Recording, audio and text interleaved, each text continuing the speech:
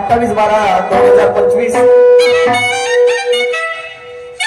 गुजरखेडी मुक्कामी दुय्यम खऱ्या गप्पीचं आयोजन केलेलं आहे आणि या ठिकाणी आम्ही उपस्थित झालेले बंधुजन आहोत। सांगू इच्छितो एक विशेष, मला शायरीचा खूप काही नॉलेज नाही, अभ्यास नाही, वाचक नाही, परंतु लहानपणापासून छंद असल्यामुळे कोणीतरी या कलेच्या माध्यमातून महापुरुषांची विचारधारा या जनसमुदायापर्यंत पोहोचावी आणि प्रबोधनातून मनोरंजन घडून यावं हा उद्देश ठेवून इथून खांद्यावरती घेतलेली आहे।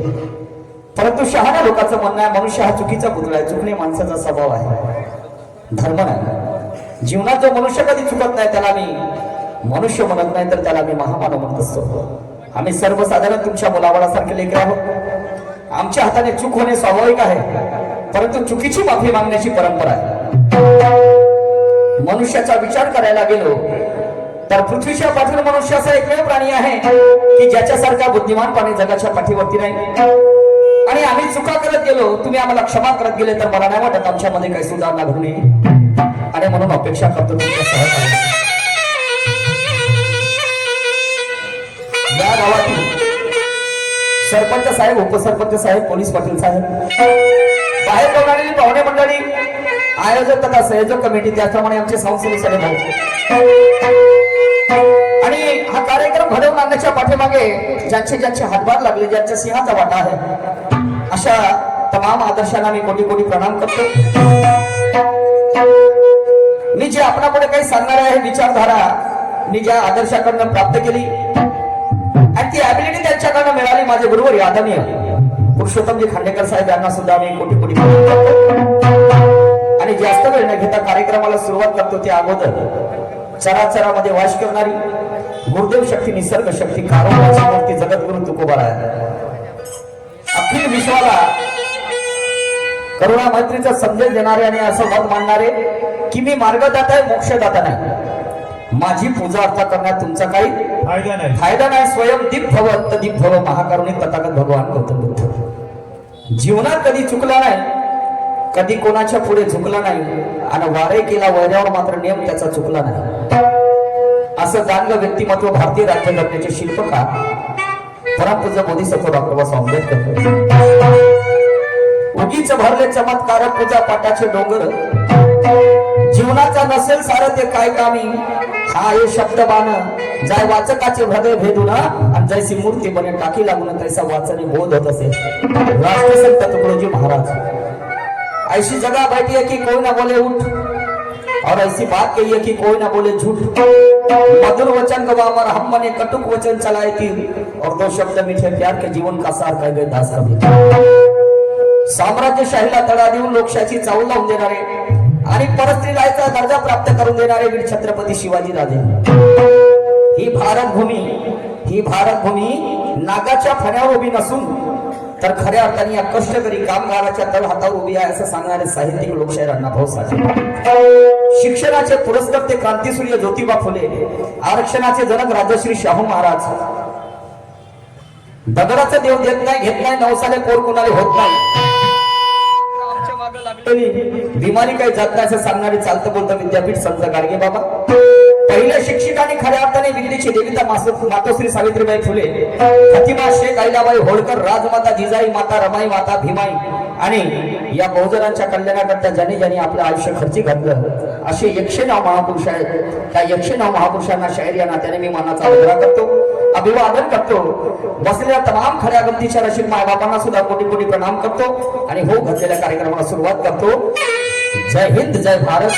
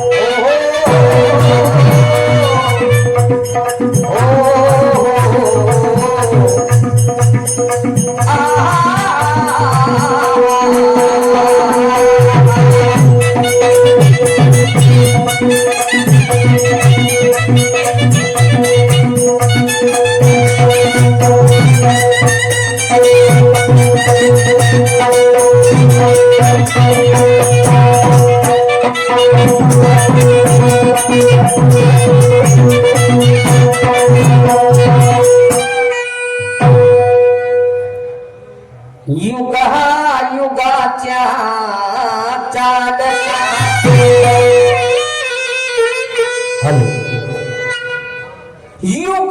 युगाच्या चालका तुलाच म्हणती गा विश्वपालका आणि तुम्हीच बापा बुद्धीच्या दायका सर्व तुझाच अधिकार हो.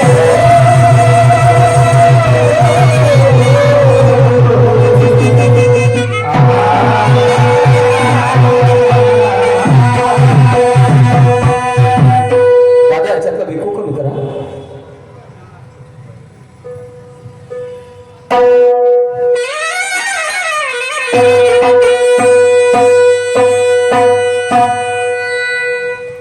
तुझ्याच पासून झाल्या त्या चारही खाणी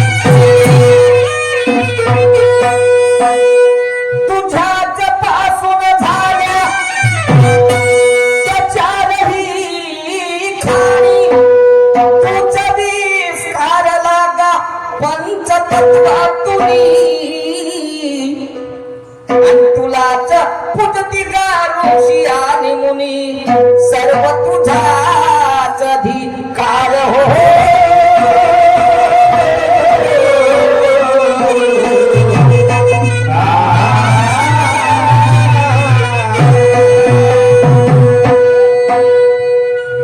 सांगायचं झाल्यास बंधू जण हो. अंडच झाडच वेजत आणि उजवीच अशा 4 खाण्यातून संपूर्ण जगाची निर्मिती आहे. आणि म्हणून त्या आदिशक्तीला, त्या नैसर्गिक शक्तीला माझा प्रयत्न करत होता. पुढे काय म्हणायचं आहे?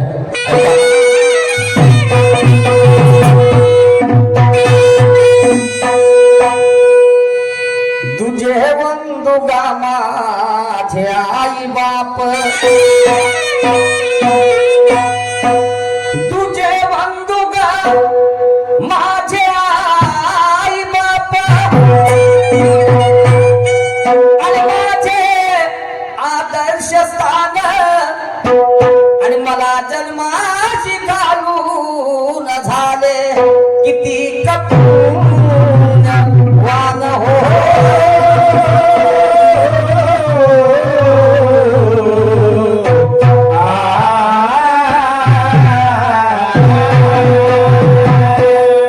त्यांच्याच पायी जगातील सर्व तीर्थस्थान त्यांच्याच पायी जगातील सर्व तीर्थस्थान आणि म्हणून या रंगमंच का बर देतो त्यांना मी दुसरा मान हो.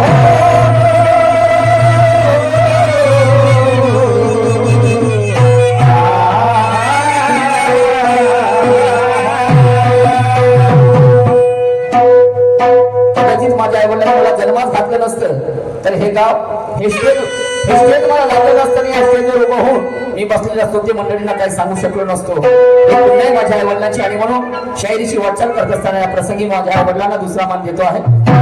काय म्हणतोय का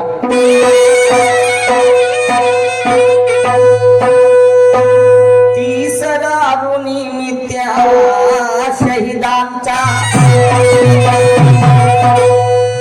तिसरा निमित्या शहीदांचा की ज्यांनी दिवस दाखविला स्वातंत्र्याचा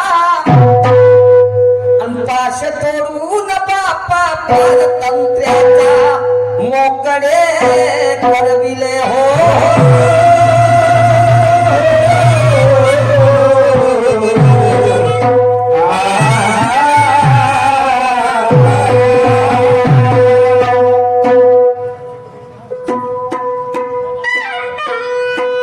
शाहू छत्रपती बापा फुले कबीर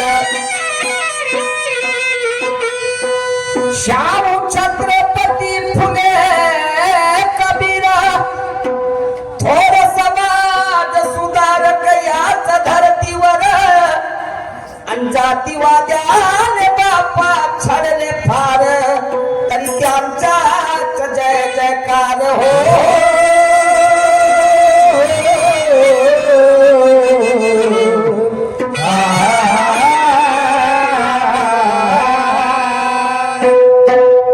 गुरु पुरुषोत्तमाचे विचार मंथन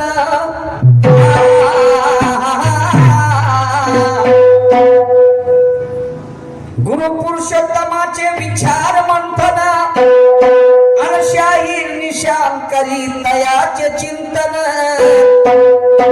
आणि लाभले मज स्वावलंबीपण नेल तिरंग्याचा माझ्या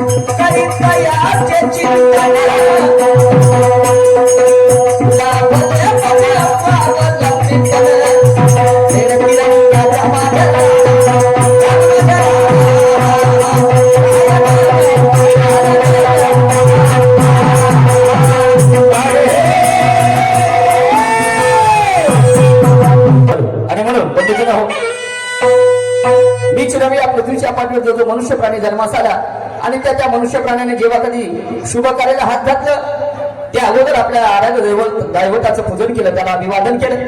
मागण्या मागितलं परमेश्वराने जे कार्य करत आहे याचे जाणभान तुला आहे आणि या कार्यासाठी तुझ्या आशीर्वादाची गरज आहे.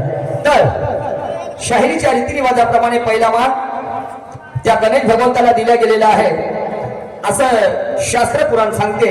परंतु दुसरीकडे जर पाहायला गेलो म्हणजेच गण म्हणण्याचा प्रघात आहे. परंतु मराठी वाङ्मयाच्या शब्दकोशामध्ये या गणाचा उल्लेख आहे. गण म्हणजे लोकांचा समूह. गण म्हणजे लोकांचा समूह. बुद्धाच्या काळामध्ये 5 गण होती.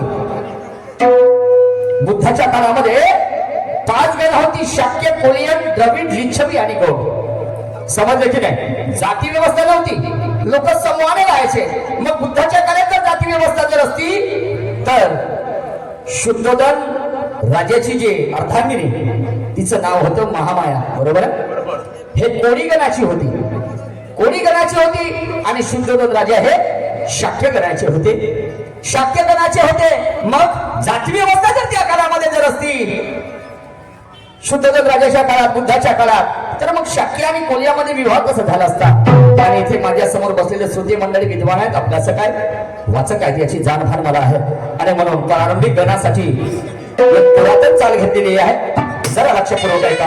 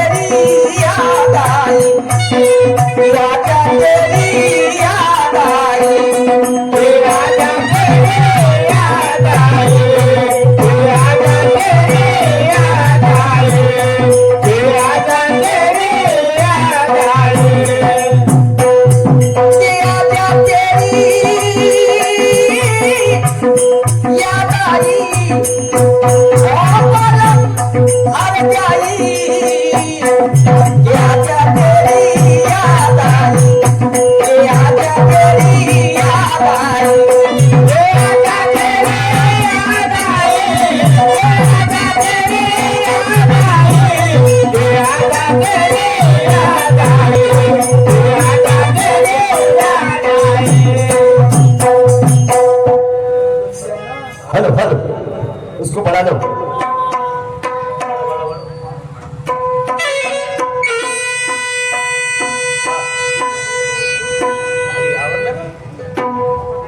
आणि म्हणून प्रारंभिक गणासाठी शब्द घेतलेले आहेत आणि पूजा मला सुद्धा करायची आहे आणि अनेक लोक पूजा करतात.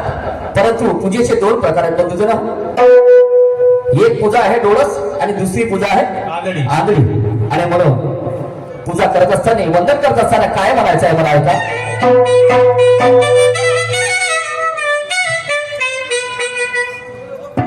तू नागभूमीच्या करुणा घना, तू नागभूमीच्या करुणा घना, तू नागभूमीच्या करुणा घना, नागभूमीच्या करुणा घना, तू नागभूमीच्या करुणा घना, तू नागभूमीच्या करुणा घना, तू नागभूमीच्या करुणा घना.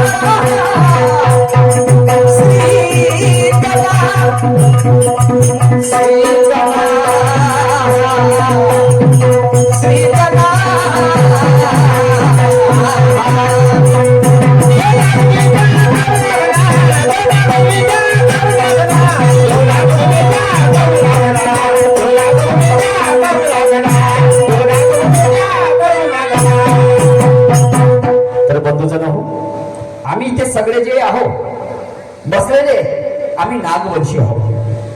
इच्छा साक्षी आजचे जे पूर्वज होते ते नागवंशी होते आणि पराक्रमी राजे होऊन गेले. या भारतामध्ये 5 राजे पराक्रमी होऊन गेले. तुम्हाला सांगतो अनंत, वासुकी, तक्षक, ऐरावत आणि कर्कटक असे 5 राजे होऊन गेले आणि आम्ही त्याचे वंशज आहोत. समजले की नाही? आणि म्हणून ऐका पुढे काय मला म्हणायचं.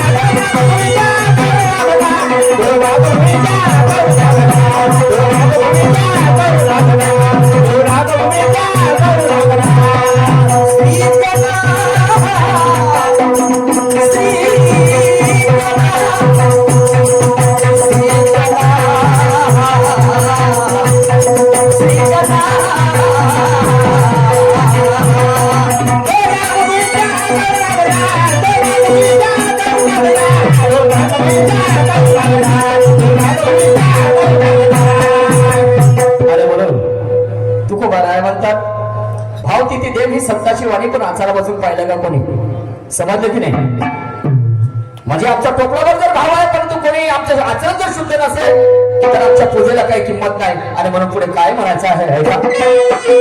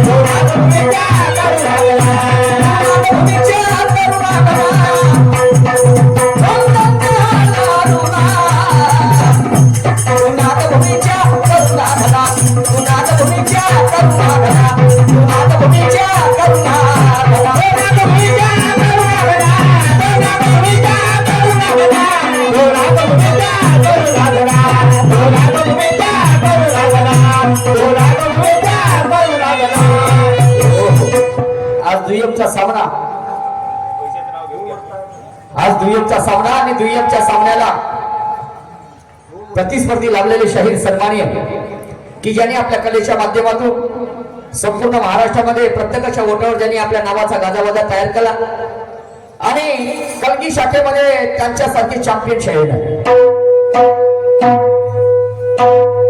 दुय्यम कधी त्यांच्यासोबत जर असली तर समोरच्या शाहीर त्याला असं वाटतं का होते नाही का नाही, त्याची बीपी एक तर हाय होईल नाही तर कमी होईल. समजलं की नाही? असे ज्यांच्या नावात पावर आहे आणि आडनावात सुद्धा पावर आहे.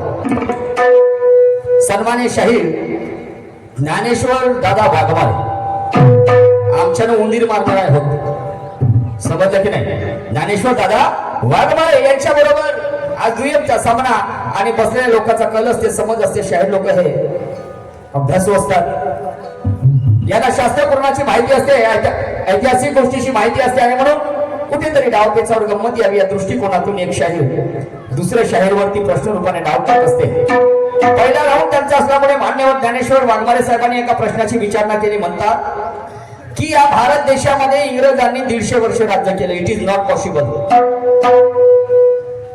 शाहीर साहेब, इट इज नॉट पॉसिबल. हे शक्य नाही. 150 वर्ष राज्य केलं.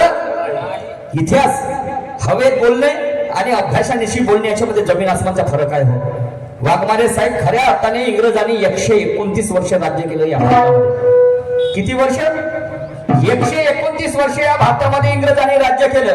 त्याला काही हरकत नाही.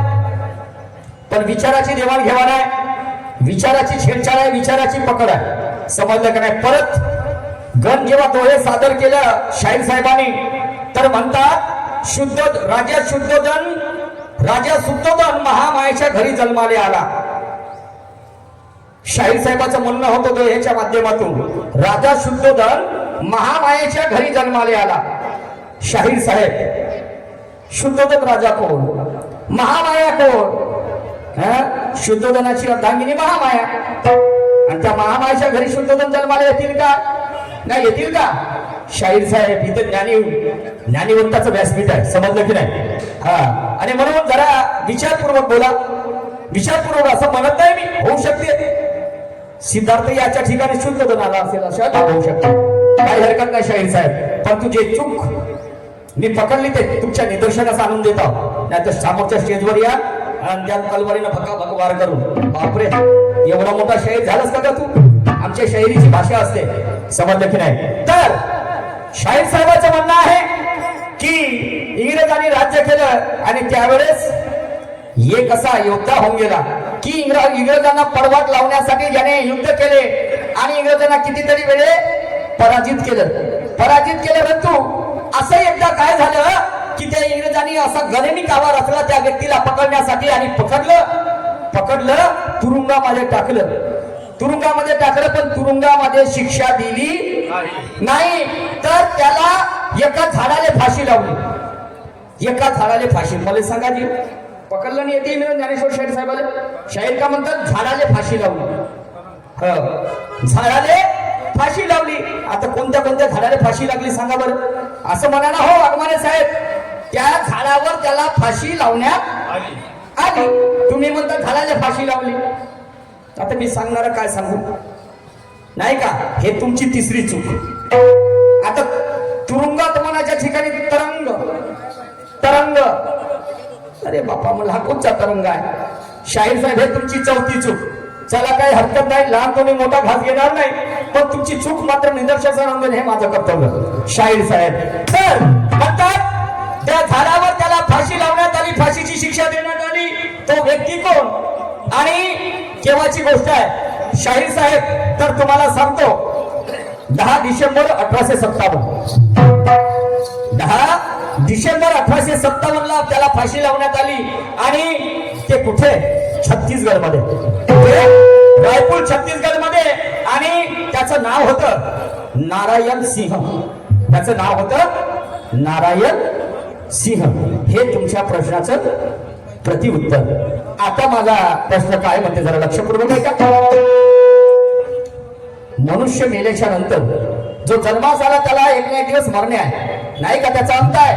मग तो कोणी असो, श्रीमंत असो, गरीब असो, अन्य कोणी असो, तर त्याचा मरण आहे, त्याला मरण आहे.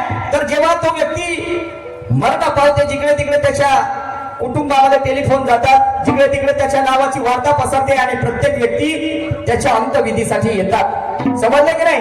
आणि मग तुम्हाला सांगतो, कोणाचा बाप होत असेल, कोणाचा मामा होत असेल, कोणाचा काका होत असेल, कोणाचा भाऊ होत असेल, तर प्रत्येकाच्या डोळ्यातून अश्रूच्या धारा वाहतात. वाहतात की नाही, रडतात, कोणी रडतात, कोणी भावनात्मक होतात, कोणी रडत नाही. समजलं की नाही? आणि कोणाला दुःख सावरून होते तर कोणाला दुःख सावरून होत नाही. आणि मग त्याची अंतयात्रा काढल्या जाते आणि स्मशान घाटामध्ये त्याला नेल्या जाते आणि त्या चितेवर त्याला ठेवल्या जाते. आणि मग शेवटच्या क्षणी जेव्हा लावतो त्यावेळेस सुद्धा प्रत्येकाच्या डोळ्यातून अश्रूच्या धारा वाहतात. मनुष्यासाठी ठीक आहे, मनुष्यासाठी ठीक आहे, प्रत्येक जण लढते हो, पण ज्या चितेवर त्याला ठेवण्यात आलं आणि त्या चितेला अग्नी लावण्यात आली, म्हणण्याचं तात्पर्य शाहीर साहेब, तर त्या चितेसाठी रडलं कोण? त्या चितेसाठी रडलं कोण? एका वाक्यात उत्तर आहे. आणि मला अपेक्षा असेल की तुम्ही माझ्या प्रश्नाचं तंतोतंत समाधान करा. शाहीर साहेब अभ्यासू आहेत आणि मला एका शेवटच्या कडे काय म्हणतो ते. हॅलो,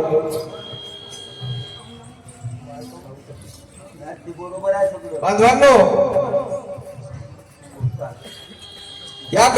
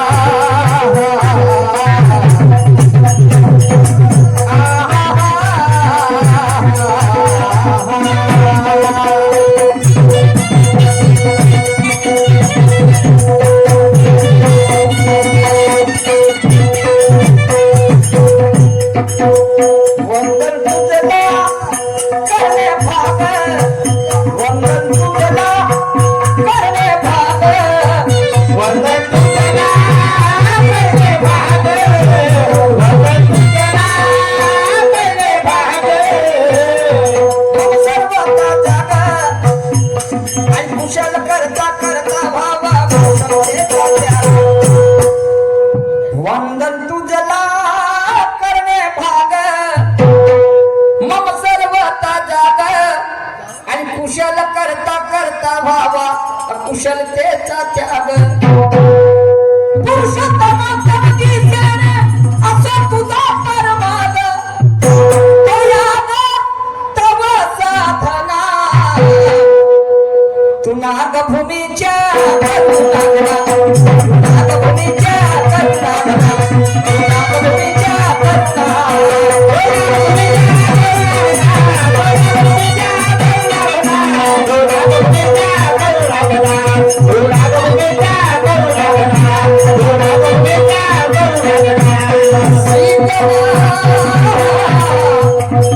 श्री